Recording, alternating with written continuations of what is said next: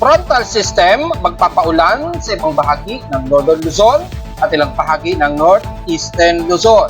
Epekto nito, magkakaroon din ng mga localized thunderstorms.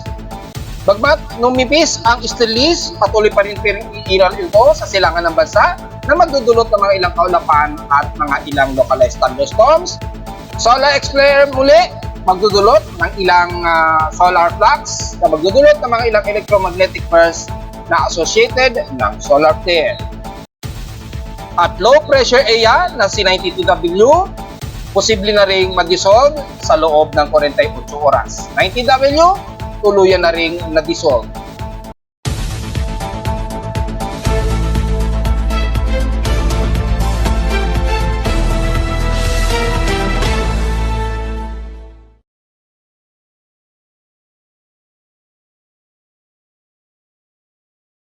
Hello, good morning mga folks. Welcome po muli sa ating daily weather bulletin at analysis para sa araw ng Huwebes, May 9, 2024. Ang oras ng ating voice from umaga ay alas 9:47 na ng umaga. Medyo patuloy pa rin tayo makakaranas ng alinsangan sa umaga at dahil na rin sa Easterlies ay magpapatuloy ang mainit na temperatura natin pero hindi siglala ng mga nakarang araw dahil nagkakaroon ng medyo gloomy ang ating himpapawid at dahil na rin sa may namumuong frontal system o tail end of cold front dito sa may bandang hilaga na sumasalubong sa mainit na temperatura sa ibaba at sumasalubong na malamig na temperatura na hangin sa itaas nito na nagbubunsod ng trough na parang shear line na pumapagitan sa may bandang extreme Luzon na asahan naman ng mga pagkakaroon ng mga kalat-kalat na pag-ulan na may mga ilang pagkidlat at pagtulong. Sa ating current conditions, overcast, gloomy, klaro at few clouds po ang viral sa amin sa Caloocan. Makikita ninyo sa CCTV live snapshots, araw pa rin at despite na medyo gloomy ang umiiral, patuloy pa rin naaasahan ang mataas na air temperature. Sa lowest temperature na itala naming weather station dito sa Caloocan, itala kaninang 5:41 AM, nakapagtala kami ng almost constant stationary na 28.4 degrees Celsius. Kahapon, nakapagtala kami ng malinsangan pa rin, mataas na air temperature na nasa 35.2 degrees Celsius. Kahapon ito ng tanghaling tapat at 12:37 PM.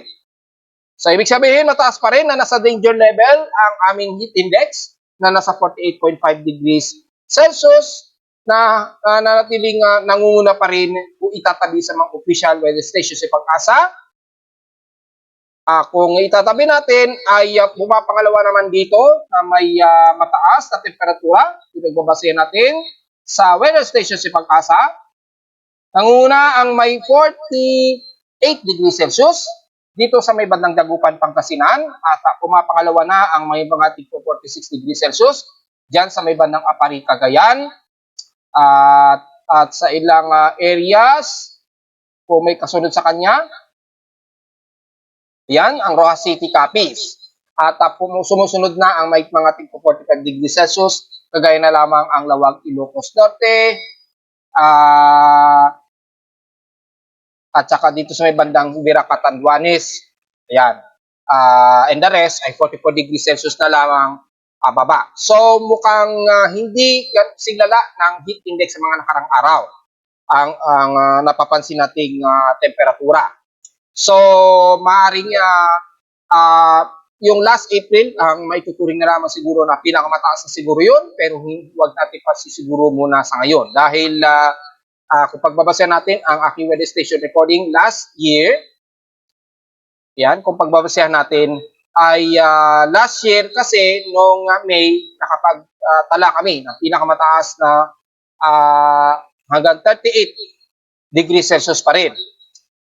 Pero maituturing ang April ang pinakamataas na nai-record na temperature dahil kung pagbabasihan natin dito ay nakapagtala nga kami last April ng 39 degrees Celsius.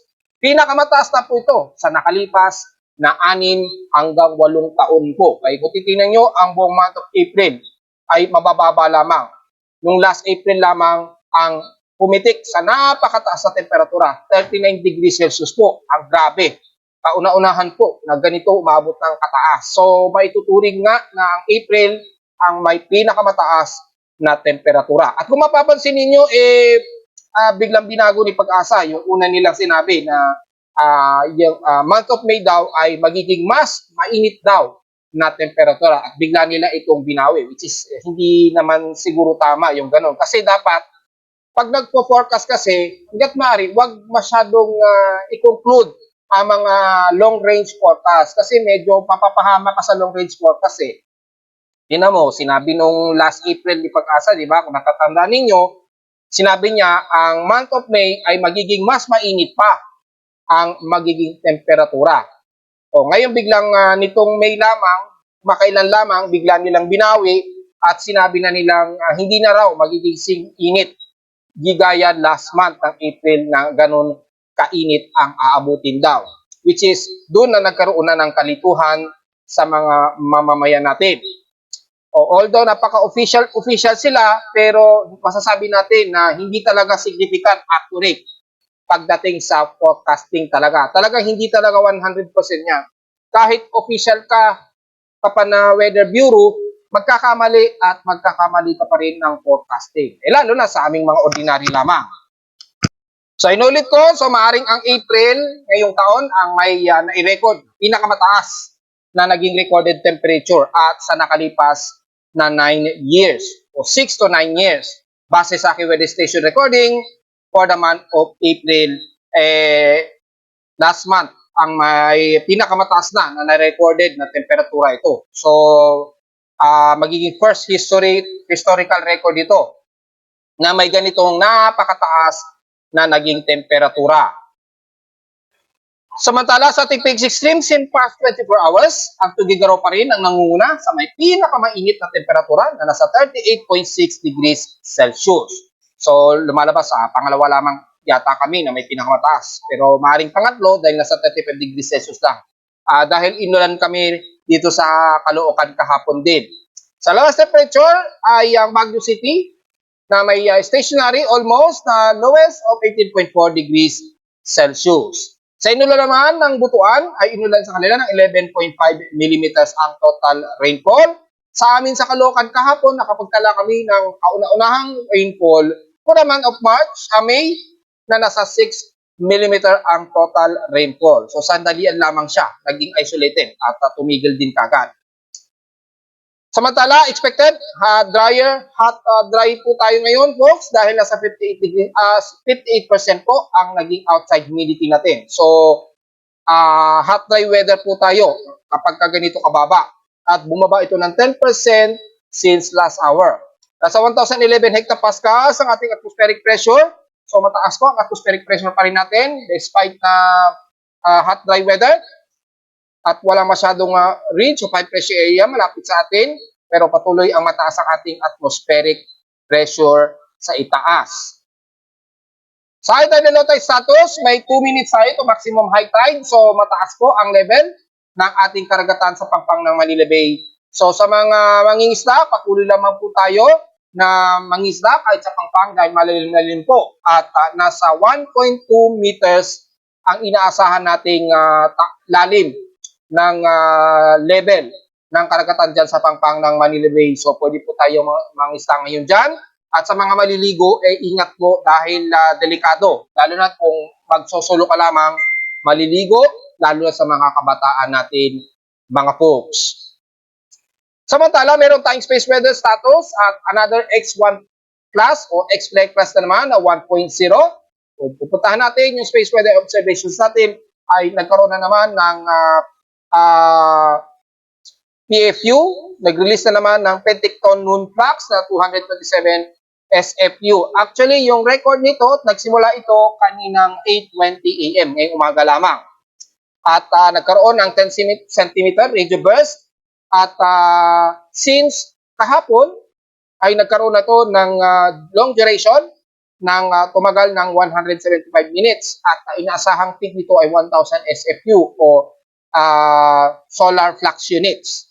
So inaasahan natin, gaya ng mga nakaraan na X-ray flux, asahan na naman yung mga ilang initial o strong radio blackout na hindi naman tumatagal ng mahigit sa 10 minutes, pero possible pa rin mag-extend yan dahil yung significant indicative radio noise ay associated ng solar flare. Well, ano ba yung solar flare na nagre-release madalas?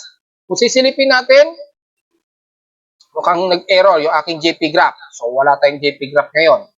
Try natin i-refresh para makita natin yung sunspots. Hopefully, makita natin. Hindi siya nag-load. Pero kung titingnan natin, ang likely nasa AR3634 po ang nanggagaling yan. So, primarily, ang ating radio blackout ay patuloy pa rin at tumaas ito ng 95% ang forecast. Strong blackouts po ito na maaaring magtagal ng mahigit 10 minutes po. So, yung ating GPS, mga radars, mga radio receivers, magkakaroon ng mga ilang sensitive interference maging mga satellite telecommunication, mga short-lived na noise sa ating radio transmission, maging sa mga satellite transmission. So medyo magkakaroon ng medyo pangit o discrepancy sa transmission. So expected po natin yan dahil yung region ng AR3634 ay grabe po. At kasama na ang AR3664. Yun. 3634 at 3664. Yung ano na yan.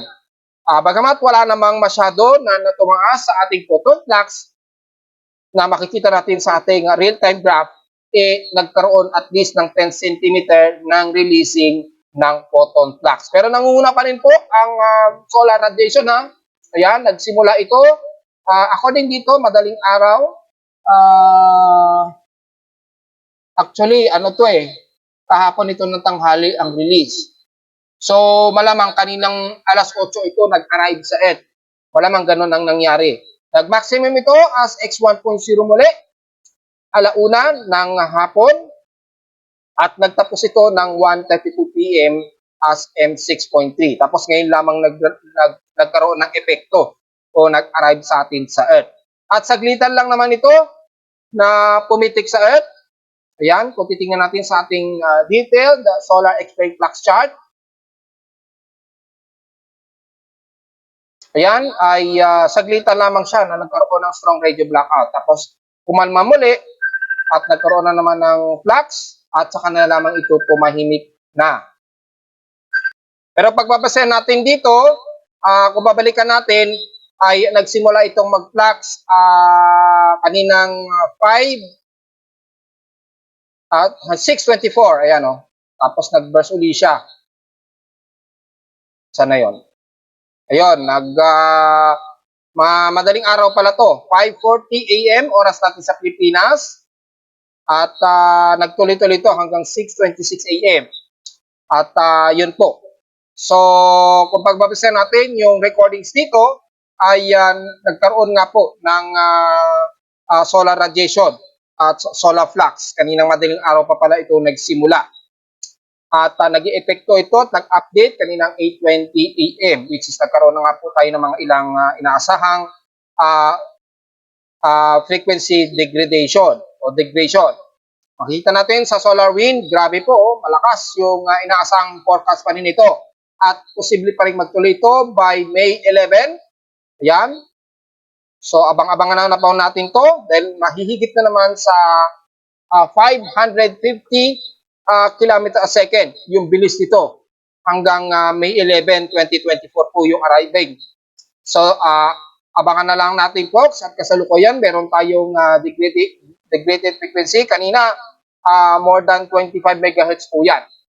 Ngayon medyo bumabawas ng konti pero nanatiling nasa between 25 MHz po yung degradation niya. So, manatiling between 20 to 80 meters po ang magiging radio interruptions natin So, expected po natin yan. At sa May 11 nga po, yung forecast ng geomagnetic activity ay posibleng magsimula ito bukas po ng umaga o bandang tanghali. Depende po yan sa actual arriving time na magsisimula by active at posibleng umabot po ng G1 geomagnetic storm. Posible pa itong mag-further hanggang G2.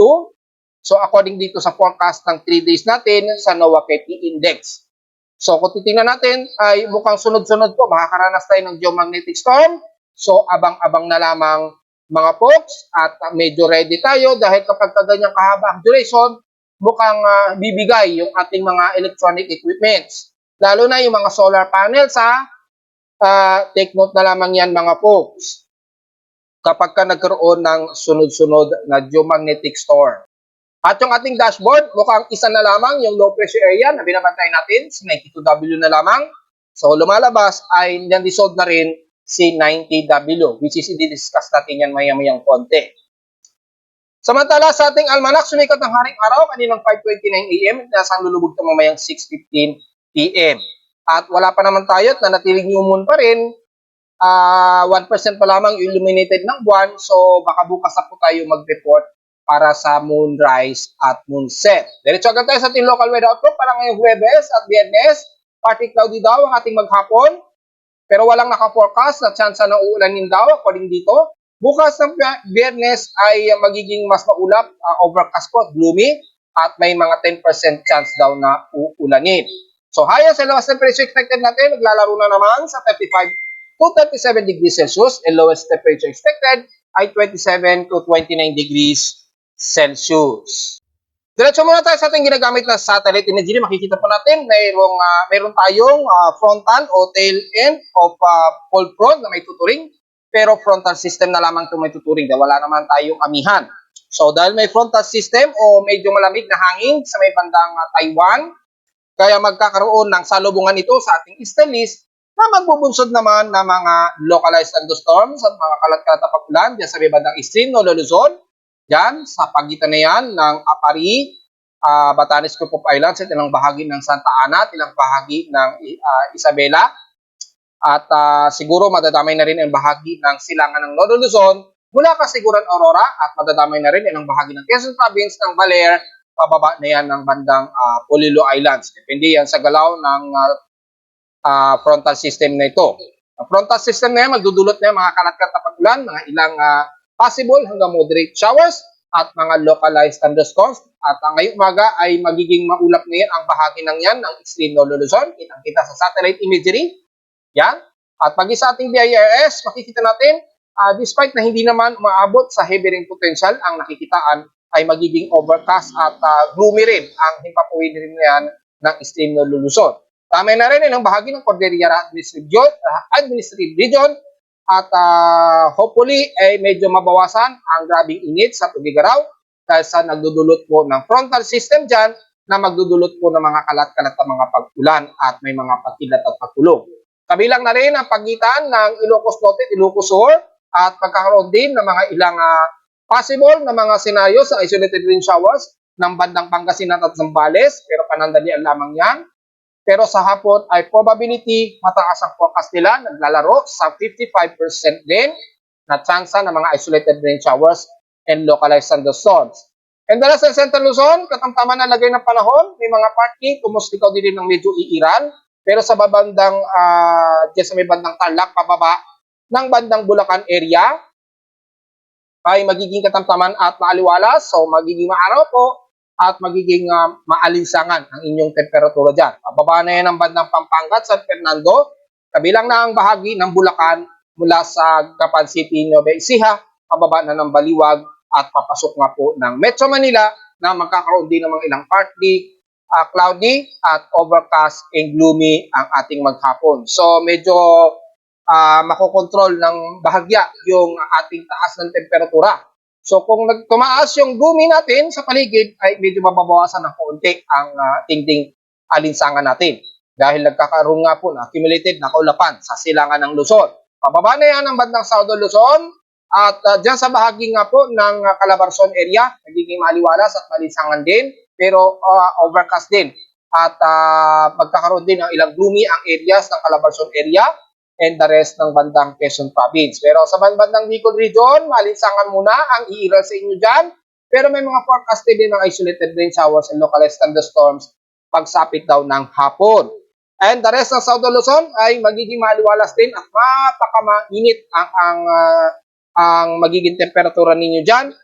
May mga maliit din na forecasted na isolated rain showers din pagdating ng hapon. Pero sa ngayon, is muna sa grabing alinsangan, iiral nito ngayong umaga hanggang ngayong tanghali.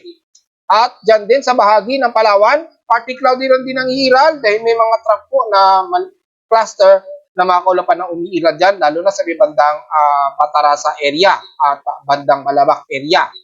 Typically, sa may bandang Puerto Princesa, magiging partly cloudy ang iiral. So magkakaroon ng medyo katamtaman na overcast at gloomy rin. Pero expected din ng mga isolated rain showers sa hapon at posible pa rin mga localized thunderstorms. And mula dyan sa bahagi ng Bicol region ay despite na malinsangan kayo dyan, and the rest ng Southern Luzon, mula sa mga isla ng Marinduque, Tabias Island, dami na rin ang bahagi ng Basbate, patuloy kayo makakaranas ng malinsangang panahon dyan. At sa Visayas area ay magiging malinsangan din ang ating maghapon halos. Maliit lang din ang tsansa ng pag-ulan pero pag pumasok yung forecast, at least 14 to 16% chance na uulanin. Sa area, sa buong bahagi ng Visayas ay panandalian lang lamang din po ito. Walang masyadong nakikitaan tayo ng mga localized thunderstorms sa bahagi ng Visayas dahil mataas po yung temperatura sa most of upper sphere ng Visayas area. So typically mga ilang partly cloudy lamang ang iiral, so halos maghapon ay magiging maaraw. So wag po masyadong magbibilad sa tinding sikat ng araw, hindi natin masyadong isa-isahin yan dahil stationary na magiging maaraw at maalinsangan ang panahon dyan. Pero pagdating sa bahagi ng Mindanao, sa kalurang bahagi nito, magiging partly cloudy at kasalukuyang may mga ilang kalat-kalat na pag-ulan na umiiral sa may Zamboanga del Sur, mula sa may bandang Ipin hanggang sa may bandang Payao, Mabulay, at bungad ng Zamboanga City, matadamay na rin ang Basilan, ay makakaranas po kayo ng mostly cloudy dyan at may mga moderate and some heavy rain showers. So ingat po sa mga possible flash floods kung sakali.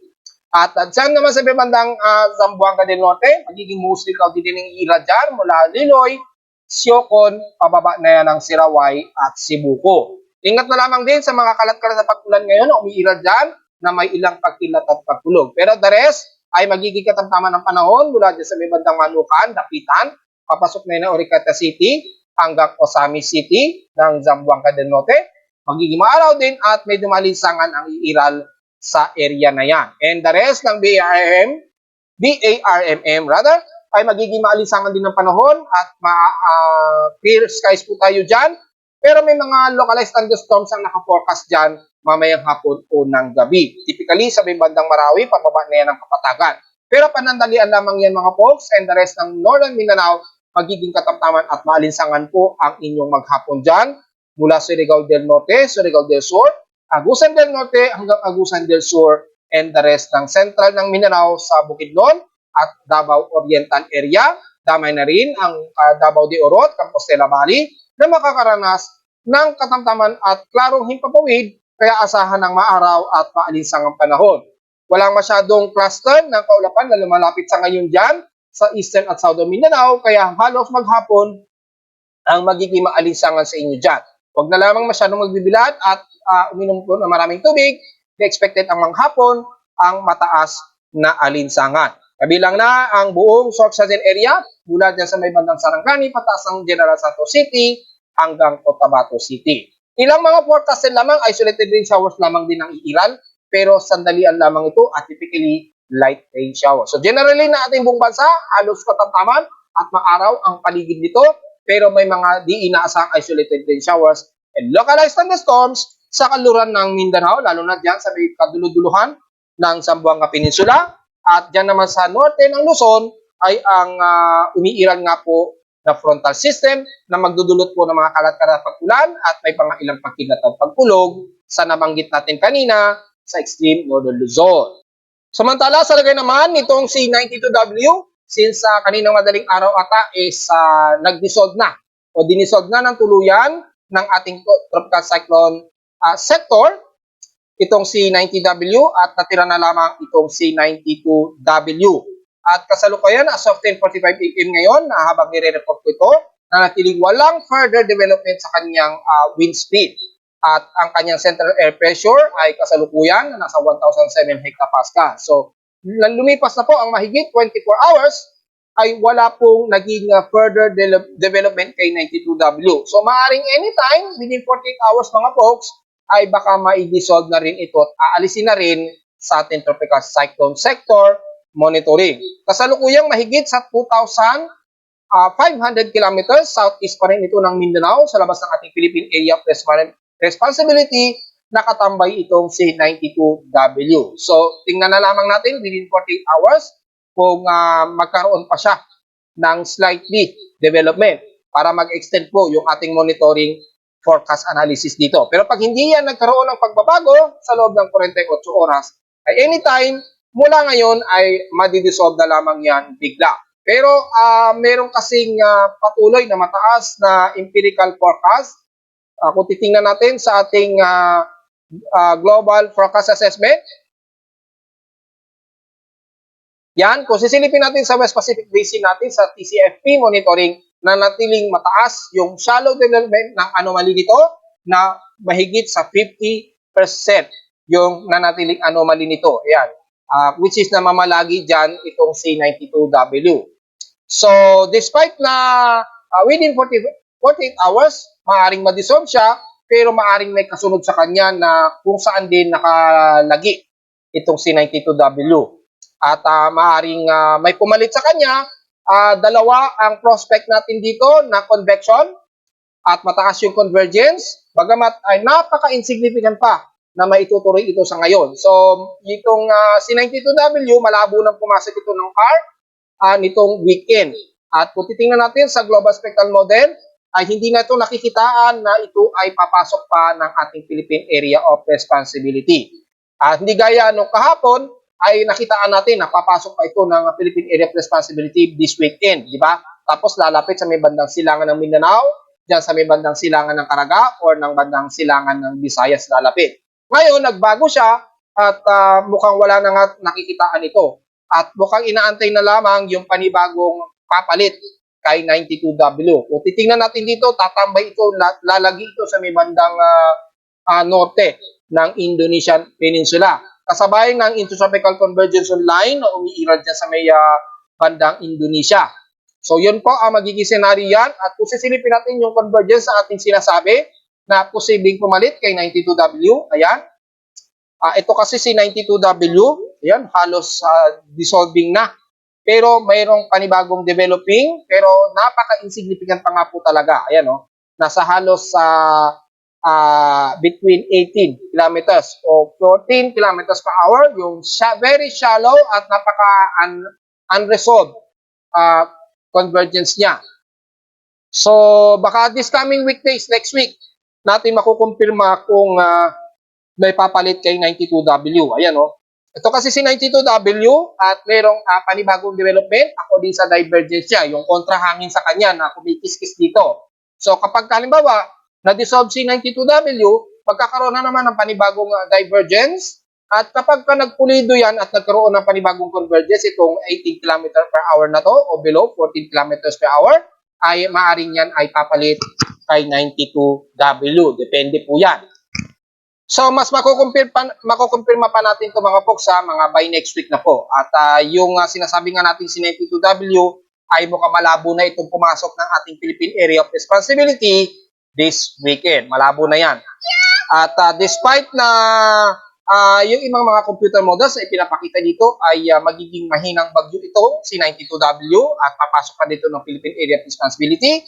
So, obserbahan pa rin natin yung mga yan. However, malabo na this week itong papasok ng Philippine Area of Responsibility. Typically, siguro yung forecast na ito ng computer models, maaaring kung hindi na si 92W nito or posibleng yung susunod kay 92W na papasok ng ating Philippine Area of Responsibility. Kung si 92W man yan, pinapakita ng forecast na ito, maaaring pa makapasok ito ng CAR next week siguro. Depende kung magpa-further development siya sa loob ng 48 hours na ang binanggit nga, ay magiging mahinang bagyo na lamang ito kung sakali. Dahil ayon dito sa mga computer models, sa GFS at ECMWF ay very insignificant, lalo na kay ECMWF. Kay NAVGEM naman ay halos ganun at wala na halos pinapakita kay NAVGEM. Di gaya kahapon na napaka-aggressive ng forecast niya.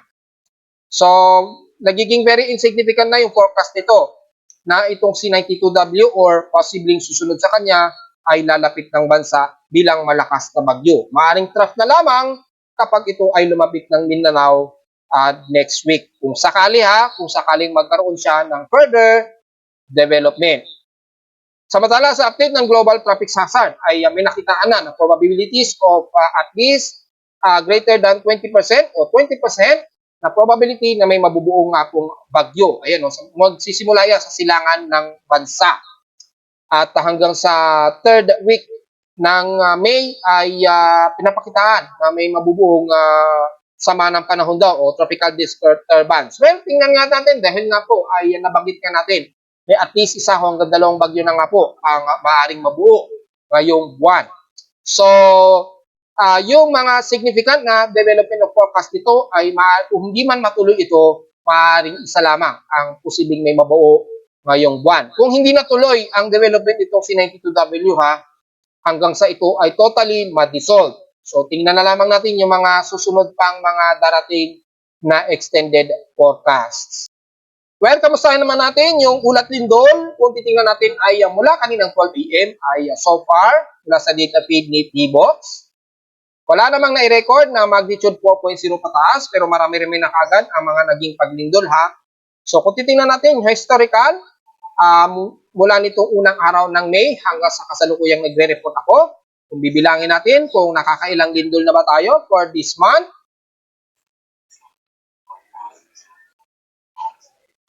lumalabas na sa 355 total earthquakes na po tayo mga folks.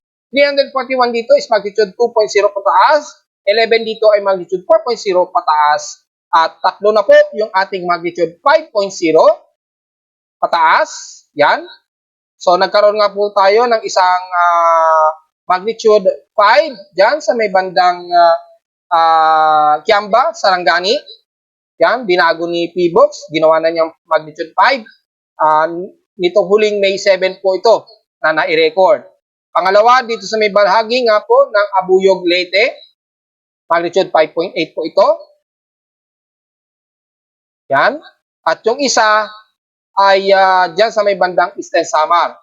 Ayan, mula sa magnitude 4.8, binalik nila sa magnitude 5.1. So, medyo magulo rin itong si PBOX eh. Anong isang araw lamang, magnitude 4.8 yan eh.